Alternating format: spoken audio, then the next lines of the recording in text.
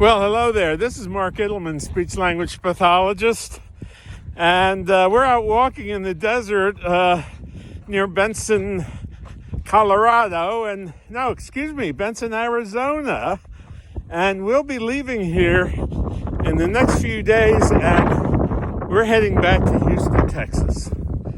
Well, anyway, one of the things about doing anything you love is you could be doing it anywhere. So here I am dressed in a vest and warm clothing, and I'm out walking in the desert, and I can still teach and I can still inform people of things that they want and should know if they are dealing with someone who has aphasia or apraxia.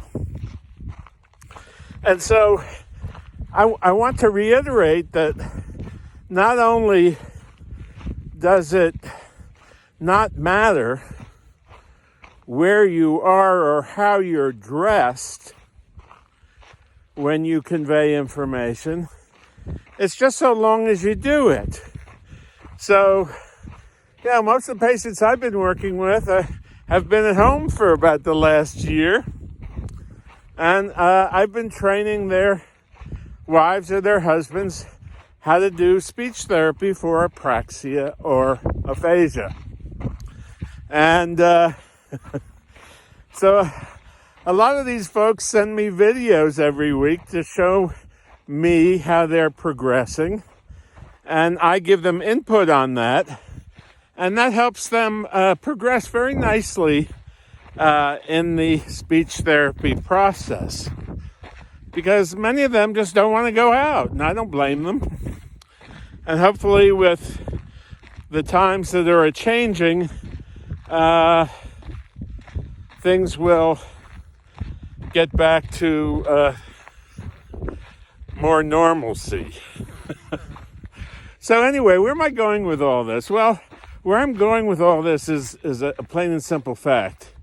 So if I can lecture or I can share or teach people about apraxia or aphasia when I'm walking in the desert, then you sure as heck can also. You can help your loved one in almost any situation that you may be in. You can be in your jammies. Yeah, I was working with a guy the other day, and they were in their jammies, and we were doing speech therapy. So it doesn't really matter what you're wearing or where you happen to be at the moment. The thing is that you want to be on the playing field of getting better. And as long as you're on the playing field of getting better, well, by golly, chances are you will get better.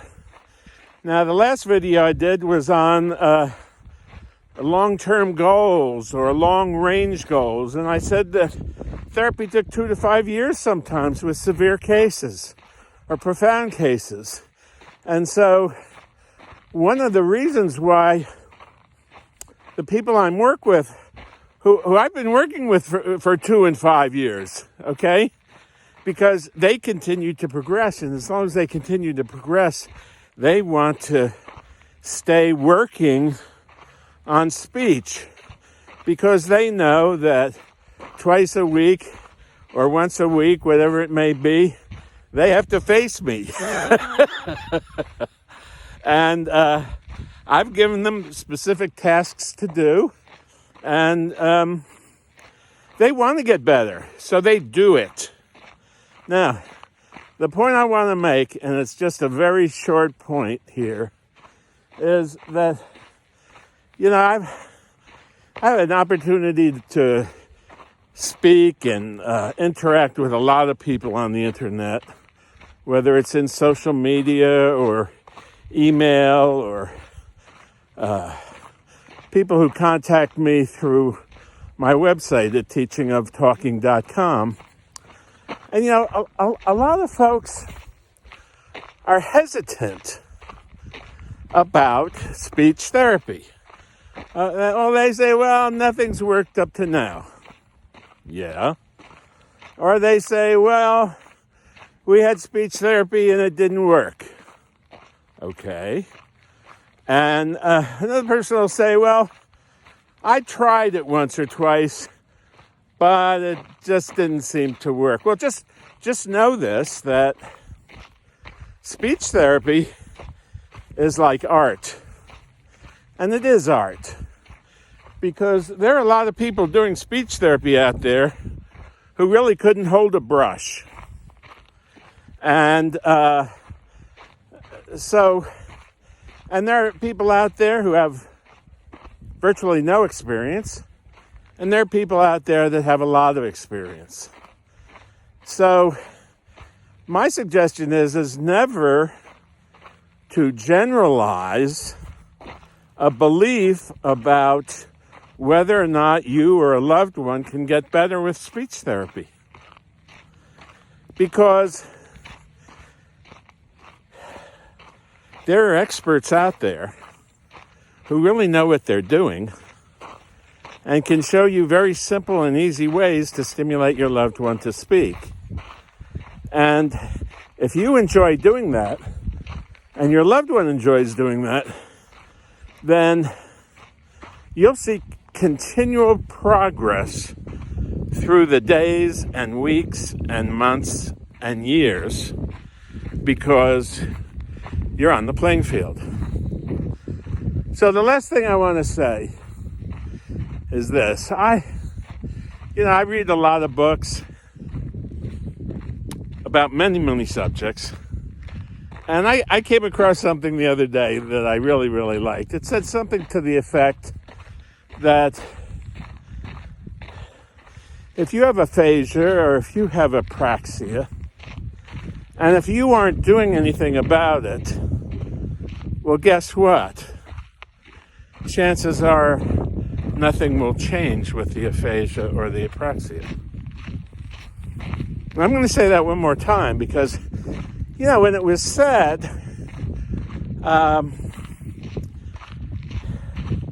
it was very profound. Well, I know that.